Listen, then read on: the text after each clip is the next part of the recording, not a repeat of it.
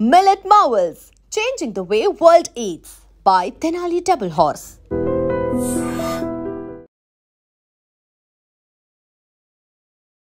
ఇంత బుజ్జున్న ఈ బుజ్జోడికి ఎంత పెద్ద కష్టం వచ్చిందంటే 10 లక్షల మందిలో ఒక్కరికి వచ్చే అరుదైన వ్యాధితో బాధపడుతున్నాడు ఈ ఏడాది చిన్నోడు. ఇప్పటికి వాళ్ళ మదర్తో మాట్లాడితే మనసు చలించిపోతుంది.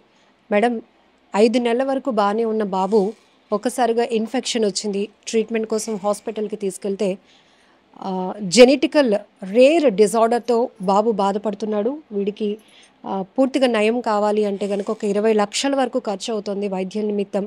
డాక్టర్లు చెప్పిన తర్వాత మా గుండెలు అదిరిపోయాయి. ఇప్పటికీ బాబు ట్రీట్మెంట్ కోసం చాలా ఖర్చు పెట్టాం. ఇక మా స్తోమత కాదు, మా చేతుల్లో ఏమీ లేదు. దయచేసి మనసున్న వారు ఎవరైనా స్పందిస్తే గనుక వీడు మళ్ళీ మాకు దగ్గర అవుతాడు. ఇలా ఉన్నటువంటి వీడిని చూసి మేము ఉండలేకపోతున్నామంటూ ఆ తల్లి చెప్తున్నటువంటి మాటలు వింటేనే కళ్ళంట నీళ్లు తిరిగాయి. ఒకసారి చిన్నోడు అలా బజ్జున్నాడు, చూడటానికి ఎంత బుజ్జిగా పడుకున్నాడు. వాడికి ఏం తెలియదు ఏమవుతుందో. కానీ 5 మంత్స్ వరకు అమ్మ, నాన్న, అత్త, మామ, అమ్మమ్మ అందరినీ చూసిన ఈ చిన్నోడు ఇప్పుడు మాత్రం చూపు లేకపోయిన పరిస్థితిలోనికి వెళ్ళిపోయాడు. అమ్మ మాటే వినపడుతుంది కానీ అమ్మ కనిపించట్లేదు అనేటటువంటి బాధ. కానీ 1 ఇయర్లో ఏం చెప్పగలుగుతాడు? ఏమీ చెప్పలేకపోతున్నాడు. కానీ ఈ చిన్నోడి బాధను మనమే అర్థం చేసుకుందాం. అసలు ఏమైంది ఈ చిన్నోడికి? వాళ్ళ అమ్మతో మాట్లాడి చాలా విషయాలు తెలుసుకుందాం. దయచేసి 2 చేతులు జోడించి మేము కూడా వేడుకుంటున్నాం. మా వంతు సహాయం మేము చేస్తాం. మీరు కూడా మంచి మనసుతో ముందుకొచ్చి స్పందిస్తే కనుక ఖచ్చితంగా ఈ అబ్బాయికి, ఈ చిన్నోడికి ట్రీట్మెంట్ అవుతుంది. మనందరం కూడా ఆ అబ్బాయిని బ్రతికించుకున్న వాళ్ళం అవుతాం. ఆ అబ్బాయికి చూపునిచ్చిన వాళ్ళం అవుతాం. ఖచ్చితంగా భగవంతుడు మీ నుంచి హెల్ప్ చేయాలని మేమందరం కూడా కోరుకుంటున్నాం. ఒకసారి వాళ్ళ తల్లితో మాట్లాడి అసలు ఏమైంది అడిగి తెలుసుకుందాం. ఎందుకంటే ఇంత చిన్న వయసులో ఈ హాస్పిటల్ ఇవన్నీ చాలా ఇబ్బందిగా ఉంది. చూడ్డానికే అసలు మనసు చలించిపోతుంది. ఏంటి అసలు ఇంత కష్టం ఏంటి? అందులోనూ 10 లక్షల మందిలో ఒక్కరికి వచ్చే అరుదైన వ్యాధి ఈ చిన్నోడికి రావడం ఏంటి? అసలు ఇంకా ఏం చెప్పాలో కూడా మాటల్లో అర్థం కావటం లేదు. అసలు డాక్టర్లు ఏం చెప్పారు ఆ విషయం తెలుసుకుందాం. బాబు పుట్టడం అయితే బాగానే పుట్టాడు మేడం, హెల్దీగానే పుట్టాడు. 3.5 కేజీ పుట్టాడు. పుట్టిన ఒక 5 డేస్కి అలా 20,000కి వచ్చేసినాయి మేడం ప్లేట్లెట్స్. సో ఎమర్జెన్సీ అనగానే మేము లోటస్ హాస్పిటల్కి పట్టుకెళ్ళి ట్రీట్మెంట్ చేయించాము. కానీ బాడీలో ఉన్న ప్రతి పార్ట్కి టెస్ట్ చేశారు, ఎక్స్రే తీశారు, అన్నీ చేశారు. కానీ ప్రాబ్లం ఎక్కడా లేదు. ఓన్లీ బ్లడ్లో ప్లేట్లెట్స్ మాత్రమే ప్రాబ్లం ఉన్నాయి.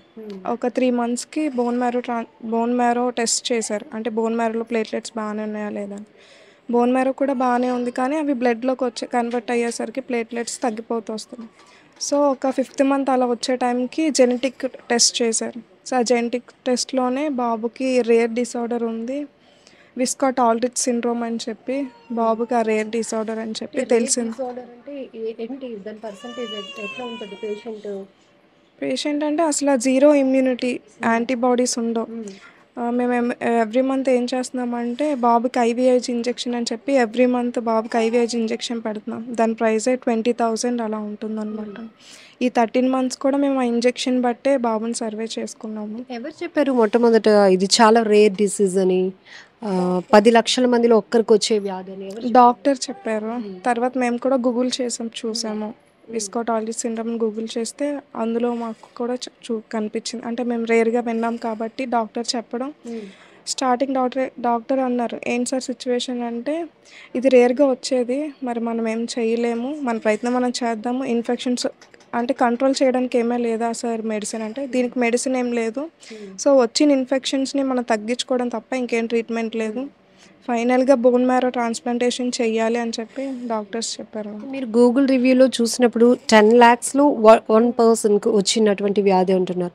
రికవరీ ఛాన్స్ కానీ దాని ఫీడ్బ్యాక్ కూడా ఏమైనా చూసుకున్నారా? ఏం లేదు మేడం, బోన్ మ్యారో మాత్రమే ఉంది. బోన్ మ్యారో అనే చూసాము. ఇప్పటికి ఎంత ఖర్చు పెట్టున్నారు? 13 lakhs వరకు మేము ఖర్చు పెట్టాం మేడం. హౌస్ సేల్ చేసాం, నా దగ్గర ఉన్న గోల్డ్ అంతా అమ్మేసాం. ఇప్పటి వరకు మేము 13 lakhs వరకు చేసాం. ఇంకా మా చేతిలో ఇంకేం లేదని చెప్పి మేము క్రౌడ్ ఫండింగ్ కోసం అని చెప్పి ఇలా మీడియా ముందు వచ్చి ఎంత అవుతుంది అంటున్నారు ట్రీట్మెంట్? 20 lakhs అవుతుంది అన్నారు మేడం. మనకి ఆరోగ్యశ్రీ అయితే ఒక 10 lakhs వరకు వస్తుంది అన్నారు. సో ఆఫ్టర్ బోన్ మ్యారో కూడా బాబుకి ఏంటంటే కాంప్లికేషన్స్ ఎక్కువ వస్తాయని చెప్పారు. ఆ టెస్ట్లు కూడా చేసే హెచ్ఎల్ఏ మ్యాచింగ్ అని ఇలా చాలా టెస్టులు ఉన్నాయి బాబుకి. ఫస్ట్ బాబు డోనర్ పెద్ద అబ్బాయి అనుకున్నాము. సో వాడు రిజెక్ట్ అయిపోయాడు కొన్ని టెస్టుల తర్వాత. తర్వాత మా హస్బెండ్కి చేశారు. సో ఆయన ఓకే అయ్యారు, ఆయన సెలెక్ట్ అయ్యారు డోనర్ కింద. నెక్స్ట్ ఇంకా జరగాల్సిన ట్రీట్మెంట్లో ఈ టెస్ట్లకే చాలా అమౌంట్ అవుతుంది. ఆఫ్టర్ బోన్ మ్యారో బాబుకి వచ్చే కాంప్లికేషన్స్ కూడా చాలా ఎక్కువ ఉంటాయి, దానికి కూడా అమౌంట్ ఎక్కువ అవుతుందని చెప్పారనమాట. సో దానికి కూడా 5 to 6 lakhs వరకు అవుతుంది అన్నారు. సో మనకి ఆరోగ్యశ్రీ ఒక 10 lakhs వచ్చినా కూడా మనం ఒక 15-16 చేతిలో పట్టుకోవాలి మేడం. సో పుట్టినప్పుడు బాగానే ఉన్నాడు, 5 months వరకు తన యాక్టివిటీస్ అన్నీ మీరు ఎంజాయ్ చేయగలిగారు. బాబు నార్మల్ కిడ్ ఎట్లా ఉంటాడు? అందరిలాగే ఉన్నాడు. ఎలాంటి ఇన్ఫెక్షన్స్ వచ్చినా ఏమొచ్చినా హెల్తీగా తినేసేవాడు, చాలా చక్కగా ఉన్నాడు. ఎప్పుడైతే విజన్ లాస్ అయ్యి ఇంకా ఆఫ్టర్ 5 months మీరు అది ఎలా ఐడెంటిఫై చేశారు? విజన్ లాస్ అయింది అంటే తను ఏమైనా ఇచ్చింగ్ లాంటిది కళ్ళకు వచ్చిందా, చూడలేకపోతున్నాడు, మీకు ఎలా ఐడెంటిఫై చేశారు? వాడు చూడటానికి బాగానే ఉండేవాడు మేడం. ఎక్కువ అలా పడుకునే ఉండేవాడు. డే అండ్ నైట్ పడుకొని ఉంటే ఓకే పడుకుంటున్నాడు, మత్తుకుంటున్నాడేమో అనుకున్నాము.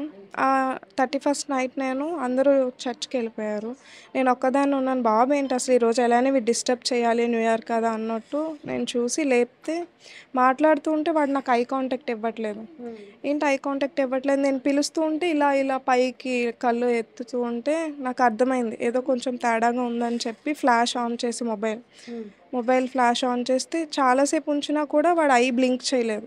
ఇంకా వెంటనే ఆ న్యూ ఇయర్ రోజే మేము డాక్టర్కి వచ్చి చెప్పాము, సార్ ఇలా ఉంది కండిషన్ అంటే వెంటనే ఎల్వి ప్రసాద్ నుంచి డాక్టర్స్ వచ్చి మీరు గమనించలేదు ఏదో మత్తుగా పడుకుంటున్నాడు, ఒక 1 week నుంచి మత్తుగా పడుకొని ఉన్నాడని చెప్పి మేము అనుకున్నాం. కానీ ఆ 30 అంటే జనరల్గా పిల్లల నీడ్స్ ఉంటాయి, యాడ్ అవటం కానీ ఇట్లా పాకుతూ రావటం, అంటే మనం అక్కడ ఉన్నాం అనుకోండి అట్లా రావటం ఏమి చేయలేదు. ఇప్పుడు బాబుకి యాక్టివిటీస్ ఏం లేవు మేడం. జస్ట్ ఆకలేస్తే ఏడుస్తాడు, మనం ఫీడ్ ఇస్తాం అంతవరకే తప్ప లేచి కూర్చుంటాడు. పడుకున్న పొజిషన్ నుంచి కూర్చోడానికి వస్తాడు తప్ప పాకరడము, నడవడం, నించోవడం అవేమీ లేవు.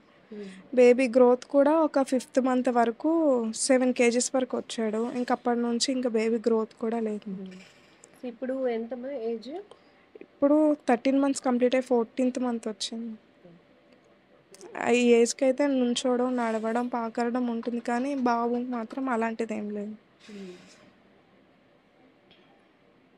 ఇప్పుడు ఏంటి హోప్ అంటే మీ నుంచి మేము కూడా అందరినీ రిక్వెస్ట్ చేస్తున్నాము, ఎందుకంటే ఆరోగ్యశ్రీ కవర్ అయినా కూడా ఇంకా నెక్స్ట్ వచ్చే కాంప్లికేషన్స్ విషయంలో కావచ్చు, ఫర్దర్గా ఇంకా ఏజ్ కూడా చాలా చిన్నది 14 months కాబట్టి ఇంకా మిగతా వాటికి కూడా మీరు సిద్ధపడి ఉండాల్సినటువంటి పరిస్థితి. సో ఇమ్మీడియట్గా అయితే మాత్రం ఇప్పుడు విజన్ వస్తుంది అని ఏమైనా చెప్తున్నారా డాక్టర్? విజన్ కోసం అయితే ఆయన ఒక టెస్ట్ చేస్తామన్నారు మేడం, అదొక 15,000 టెస్ట్ అన్నారు. ఆ 15,000 టెస్ట్ తర్వాత వస్తుంది రానిది అన్నది చెప్పేస్తామన్నారు. సో మనం ఏంటంటే 15,000 దాన్ని బేర్ చేయలేక ముందు ఈ ప్రాసెస్ అయితే తర్వాత చూపు కోసం ఇప్పుడు చూపు వస్తుందా రాదా అని తెలుసుకోవడానికి 15,000 ఖర్చు. మ్యాక్సిమం రాదని చెప్పేశారు. మ్యాక్సిమం రాదు, ఒక 10% ఛాన్స్ ఉంది కాబట్టి ఆ 10% కూడా మనం టెస్ట్ చేసి చూద్దాము. రాదు అంటే ఇంకా ఎలాంటి లేజర్ ట్రీట్మెంట్స్ కానీ సర్జరీస్ కానీ అవ్వవు అని చెప్పేశారు మనం. ఇప్పుడు చూపు కోసం కాదు, బాబు ముందు హెల్తీగా మీ దగ్గర ఉంటే అది ఇప్పుడు మేము చూపు కోసం ఆలోచించట్లేదు, ఈ బోన్ మ్యారో అయిపోయి బాబు మాతో ఉంటే చాలు అని చెప్పి మేము అనుకుంటున్నాం. సో ఇప్పటికి ఉన్న 13-15 లక్షలు ఇల్లు అమ్మి, ఉన్న బంగారం అన్నీ అమ్మి ఇల్లు అమ్మి, మాది పల్లెటూరు మేడం, సబ్బవరం దగ్గర. అక్కడ సైట్ అంత వాల్యూ ఏముండవు, రేట్లు కూడా అంత ఏముండవు. ఉన్న దాంట్లో అమ్మేసి, ఉన్న గోల్డ్ అమ్మేసి కొంత అమౌంట్ అప్పు చేసి సో ఇలానే చేసుకొని వచ్చాం మనం ఇప్పటి వరకు. మా అమ్మ అని పిలుపు అనేది అది ఎంత వాల్యుబుల్లో దేవుడిచ్చిన వరం. ఒక తల్లిగా నాకు తెలుసు, చూస్తున్న వాళ్ళలో అందరికీ తెలుసు, అమ్మ నాన్న అందరూ. ఎందుకంటే పిల్లలు అనేటప్పటికీ మనకు ఒక ఎమోషన్, ఒక ఎఫెక్షన్గా ఉంటారు. ఇంకా మనకి ఉందా లేదా అని కాదు, కానీ ఉన్నంతలో వాళ్ళని మనం బాగా చూసుకోవాలి. అప్పటి వరకు బాగున్నటువంటి బాబు ఒక్కసారిగా ఇలా అయిపోయాడు అన్నాక ఇంకా ఇట్లా పరిస్థితి. ఇంకా మీరు ఇంకా బాబు కోసం ట్రై చేస్తూ హార్డ్గా ఉన్నారు, దానికి నిజంగా రియల్లీ గ్రేట్. ఎందుకంటే ఎక్కడ ఒక హోప్ ఉండబట్టి అంతవరకు చేసుకొని వస్తున్నారు. సో మీ నుంచి ఒక మదర్గా ఏం రిక్వెస్ట్ చేస్తున్నారు, అందరికీ ఎట్లాంటి హెల్ప్ కోరుతున్నారు? ఎందుకంటే ఇది మీ చేతుల్లో లేని పరిస్థితి, దాటిపోయింది. ఎందుకంటే మీరు చేయాల్సిందంతా కూడా ఆల్రెడీ చేసున్నారు. సో దీని నుంచి ఇంకా బాబు యాక్టివిటీ అంతా ఇలా సెలైన్ ఎక్కించి ఇప్పుడు ఇన్ఫెక్షన్స్ తరచుగా వచ్చేస్తాం మేడం. ఇప్పుడు జస్ట్ ఫీవర్ అనుకున్నాము, ఫీవర్ కాస్త టెస్ట్ చేసి చూస్తే సిఆర్పి ఇన్ఫెక్షన్ పాజిటివ్ వచ్చింది. అన్నమాట. ఇంకా ఖర్చుకి ఇలానే ఇన్ఫెక్షన్స్ ఎప్పటికప్పుడు మేము మంత్లీ వన్స్ అయినా ఇలా అడ్మిట్ అయ్యి, అంటే నార్మల్గా ఏమొచ్చినా నార్మల్ ఫీవర్ వస్తే వేరే పిల్లలకైతే సిరప్ పడితే తగ్గిపోద్ది, వీడికి అలా తగ్గదనమాట. డైరెక్ట్ హాస్పిటల్కి వచ్చి అడ్మిట్ అయ్యి ఐవి ద్వారానే మెడిసిన్ వెళ్తూ ఉంటుంది. దానివల్ల బాబు క్యూర్ అవుతూ ఉంటాడు అనమాట. ఎవ్రీ మంత్ ఇదే జరుగుతుంది. ఇంక 20 lakhsతో మాకు ఇంకా మా చేతిలో ఏమీ లేక ఇలా క్రౌడ్ ఫండింగ్ అని చెప్పి ఆ డాక్టర్సే సజెషన్ ఇచ్చారనమాట. మేము ఎస్టిమేషన్ లెటర్ ఇస్తాము, మీరు పట్టుకెళ్ళి క్రౌడ్ ఫండింగ్ చేసుకుంటూ చేయండి అని చెప్పి డాక్టర్ సజెషన్ ఇవ్వడంతో మేము ఇలా మీడియా ముందుకు వచ్చాం. డాడీ ఏం చేస్తుంటారు? వీళ్ళ డాడీ కేర్ హాస్పిటల్లో టెక్నీషియన్ చేస్తాం.